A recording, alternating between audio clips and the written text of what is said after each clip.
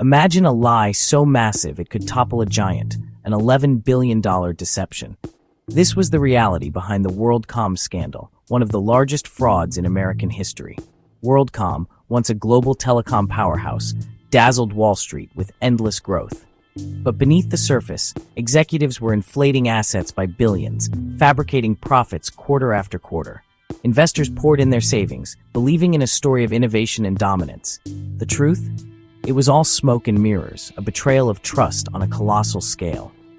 When the fraud was exposed, the shockwaves rattled the entire financial world. Auditors, directors, and regulators all failed to catch the scheme, revealing deep cracks in the system. The $11 billion lie wasn't just about money, it shattered the silent contract of trust between corporations and the public. The fallout left scars on the financial landscape that still linger today. This is the story of how unchecked ambition and greed can bring down even the mightiest. Before the scandal, WorldCom was a classic American success story. Starting as a small phone company, it grew rapidly under CEO Bernie Ebbers by buying up competitors. Each acquisition fueled its rise, turning WorldCom into a global telecom giant. The 1998 takeover of MCI cemented its status as a market titan, second only to AT&T. Investors and employees rode the wave, convinced of endless growth. But the relentless push for bigger profits created a culture obsessed with numbers at any cost. Warning signs were ignored as ambition overshadowed ethics. The very strategy that built WorldCom also set the stage for its spectacular collapse. The higher it climbed, the greater the temptation to bend the rules. When the dot-com bubble burst, WorldCom's profits plummeted. Refusing to face reality, CEO Bernie Ebbers and CFO Scott Sullivan orchestrated a massive accounting fraud. They disguised everyday expenses as long-term investments, making profits look far bigger than they were. For 11 quarters, WorldCom lied about its financial health, fooling investors and regulators alike. Employees who questioned the numbers were silenced or ignored. The fraud was hidden in complex reports, propped up by fake entries and shifting money between accounts.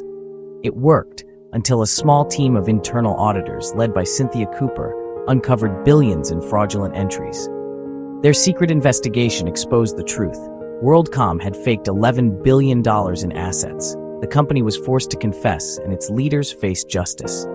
The myth of invincibility was shattered overnight. The largest accounting fraud in U.S. history was finally revealed. The moment WorldCom admitted fraud, trust in corporate America collapsed. Investors lost everything as the stock became worthless, erasing $180 billion in value. The scandal followed Enron, fueling fears that corporate fraud was rampant. Wall Street auditors and regulators all lost credibility.